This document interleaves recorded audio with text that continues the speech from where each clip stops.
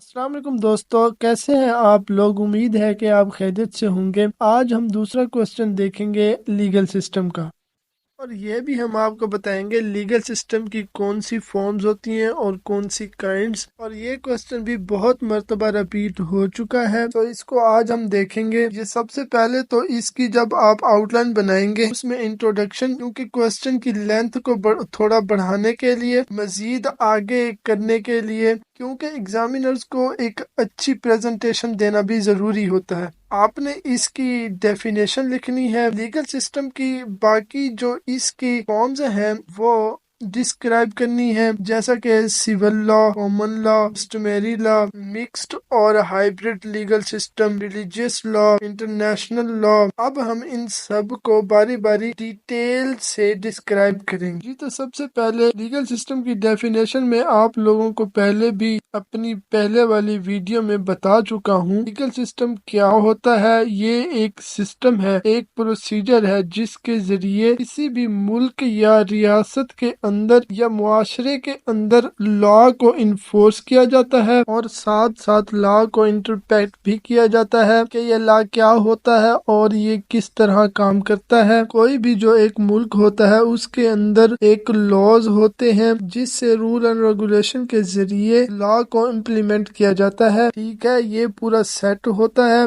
तीन चीजें होती हैं, इंस्ट्रक्शन, प्रोसीजर एंड रूल्स। यानी एक इदारा होगा, जैसे अदालत, एक प्रोसीजर फॉलो किया जाएगा उस अदालत तक पहुंचने तक, कानून को इम्प्लीमेंट करवाने तक, और कुछ रूल्स होंगे जिसको आपने नजर में रखना है। यानी इवन के कानून को भी इम्प्लीमेंट करने के लिए आपको रूल्स को फॉलो करना पड़ता है। सबसे पहले आपने ये डेफिनेशन लिखनी है, इंट्रोडक्शन देना है, फिर डेफिनेशन के बाद फिर आपने आना है इसकी जो है काइंड्स क्या है। बुनियादी तौर पर तो इसकी काइंड्स 5 हैं, हम 6 कर लेते हैं। साथ इंटरनेशनल लॉ को मिला के इसमें civil law, common law, customary law, religious law, mixed legal system और इंटरनेशनल लॉ, ये 6 हैं। इनकी आपने इस तरह की प्रेजेंटेशन रख लेनी है ताकि एग्जामिनर को भी बेहतर लगे कि ये काइंड्स हैं। अब हम बारी बारी इनको डिस्कस करेंगे। सबसे पहले है सिविल लॉ। एक्चुअल तकरीबन ऐसे समझे कि 60% जो ममालिक हैं दुनिया के वो उसको फॉलो करते हैं। Civil law actual Roman law उससे इंस्पायर हुआ था। जो रोमन एम्पायर था उन्हीं से इसको अखज किया गया था, और जब रोमन सल्तनत थी तो वहीं पे कुछ रूल होते थे जिसको फॉलो किया जाता था। उसी से आगे चल के हमारा सिविल लॉ वजूद में आया। उस वक्त जो एम्परर था जस्टिन कॉर्पस ज्यूलियस सिविल, उन्होंने एक लॉ बनाया था, एक डॉक्यूमेंट बनाया था, बड़ा मशहूर है। कभी हम इसको मजीद डिटेल में देखेंगे। तो उसको फॉलो करके फिर यूरोप ने इसको फॉलो किया। ठीक है, दूसरा ये भी इसके अंदर भी 2 काइंड्स आती हैं, कोडिफाइड रोमन लॉ है, दूसरा अनकोडिफाइड रोमन लॉ है, जो ऑस्ट्रेलिया और स्कॉटलैंड में यूज होता है। सिविल लॉ की जो सबसे बड़ी खासियत है वो ये है कि ये सिस्टमाइज है, ये स्ट्रक्चर है। इसके अंदर हर चीज का प्रिंसिपल लिखा हुआ है कि किस तरह आपने फॉलो करना है। इवन के रोमन एम्पायर में जब एक्चुअली पूरे का पूरा लॉ बनाया गया था, उसमें ये भी मेंशन किया गया था कि रेवेन्यू कैसे इकट्ठा करना है, किस तरह जो दूसरे सल्तनत हैं कैसे रवाबित रखने हैं, ये सारी की सारी चीजें उसके अंदर लिखी हुई हैं। इवन के आपका जो पर्सनल लॉ था, प्राइवेट लॉ था, उनको भी जरा उन्होंने डील किया हुआ था। ठीक है, अब भी यूरोपियन कंट्रीज बहुत सारे हैं, जैसा कि France, Germany, south American countries, Mexico, Brazil, इन कंट्रीज में भी रोमन एम्पायर की झलक मिलती है। यही बाद में जो सिविल लॉ कंसीडर हुआ था। अच्छा, यहाँ पे मैं आपको बताता चलूं, सिविल लॉ ये वो सिविल लॉ नहीं है जिसको आप समझते हैं। जिस तरह آپ پریکٹس کرتے ہیں، یہ اس کی براڈ کیٹیگری ہے۔ کہا جاتا ہے نا کہ میں سول پریکٹس کرتا ہوں، کرمنل کے کیسز ڈیل کرتا ہوں، یہ وہ والا سول نہیں ہے، یہ ایک لیگل سسٹم ہے جو فالو کیا جاتا ہے۔ ٹھیک ہے، اس کے بعد ہم ڈسکس کریں گے ہماری سیکنڈ کائنڈ کامن لا کی جو شروعات تھی وہ زیادہ تر انگلینڈ سے پڑی۔ آپ کو پتا ہے کہ انگلینڈ کے جو لوگ ہیں، یعنی کہ یہ جو برٹش لا یا جو ہمارے پاس بھی رہ چکا ہے، تو یہ نا ایکچولی اپنے کسٹمز اور اپنے ٹریڈیشن کو بڑا فالو کرتے ہیں۔ تو ان کے یہاں صدیوں پرانے ٹریڈیشنز اور کسٹمز تھے جن پہ وہ بڑا عمل کرتے تھے۔ یہ جتنے بھی برٹش کی کالونیز رہی ہیں انہوں نے اس کو فالو کیا تھا۔ ٹھیک ہے، اس میں پرائیویٹ لا کو زیادہ فوقیت دی جاتی تھی۔ ابھی یو ایس اسٹیٹس بہت ساری ہیں جن کو 1400 اسٹیٹس کے اندر کامن لا یوز کیا جاتا ہے۔ کینیڈا کے کچھ علاقوں میں یوز کیا جاتا ہے، ایون کہ جہاں جہاں انگلینڈ نے حکومت کی ہے جیسے پاکستان، انڈیا، سری لنکا، بنگلہ دیش، یہاں پہ بھی ہمیں کہیں نہ کہیں کامن لا کی جھلک نظر آتی ہے۔ اب کامن لا اور سول لا میں جو فرق ہے، سول لا اگر کوڈیفائیڈ ہے، سول لا اگر کوڈیفائیڈ تھا، کامن لا کوڈیفائیڈ نہیں ہے۔ ٹھیک ہے، یہ اتنا کوڈیفائیڈ نہیں ہے، اتنا آرگنائزڈ نہیں ہے جتنا سول لا، یہ ہے اس کا بنیادی فرق۔ اس کے بعد کسٹمری لا آتا ہے، یعنی یہ کسٹم سے نکلا ہوا ہے، وہ کسٹم جو صدیوں سے چلے آ رہے ہیں اور نسل در نسل منتقل ہو رہے ہیں، اس کو ہم کسٹمری لا کہتے ہیں۔ یہ زیادہ تر کسٹم پہ ڈیپینڈز کرتے ہیں، یہ کوئی ریٹن نہیں ہوتا، نہ ہی یہ کوڈیفائیڈ ہوتا ہے، اور یہ آج بھی کہیں نہ کہیں استعمال ہوتے ہیں۔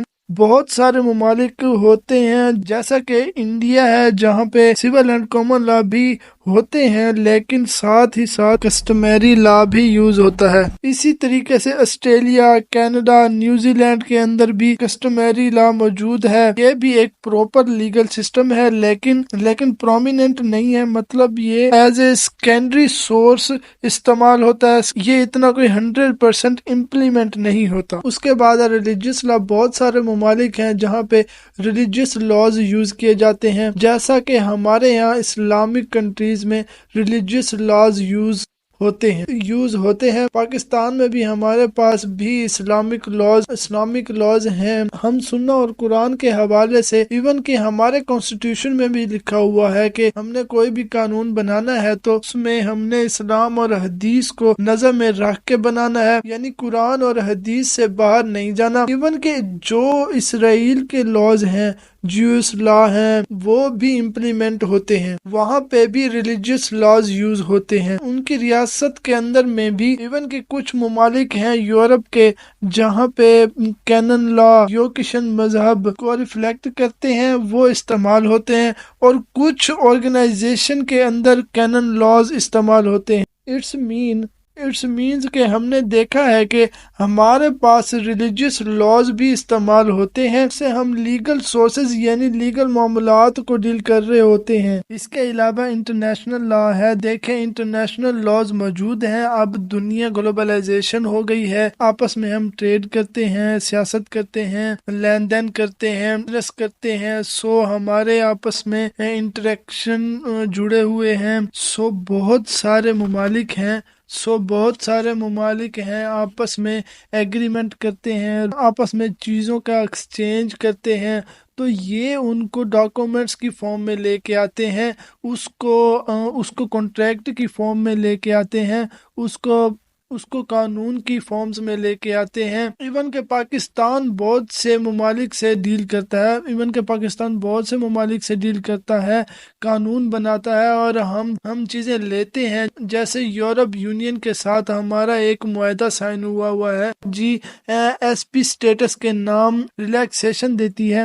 تو اس طرح اس کے علاوہ اور بھی بہت ساری آرگنائزیشنز ہیں جن کے لاز ہمارے اوپر لاگو ہوتے ہیں، جیسے یونائٹڈ نیشن ہے، OTC ہے، IMF ہے جس سے ہم قرضہ لیتے ہیں، اس کے علاوہ FATF ہے، فائنانس ایکشن ٹاسک فورس، ان کے لاز بھی ہمارے اوپر لاگو ہوتے ہیں، ہم ان کو فالو کرتے ہیں۔ ہمیں ان کو فالو کرنا ہوتا ہے، ہم ان کے ممبرز ہیں، ٹھیک ہے، تو ہم انٹرنیشنل لا کو بھی فالو کرتے ہیں، اور یہ بھی ایک لیگل سسٹم کا ایک حصہ ہے۔ اس کے علاوہ مکسڈ لیگل سسٹم موجود ہے دنیا میں، جہاں پہ سول کامن لا کو استعمال کیا جاتا ہے اور ریلیجیس لاز کو بھی یوز کیا جاتا ہے۔ کینیڈا، جیسے کینیڈا کے اندر اگزامپل آپ کو دکھ رہا ہوگا، وہاں پہ بھی کچھ سول لا ٹریڈیشنز ہیں، کچھ کامن لا ہیں، ایون کہ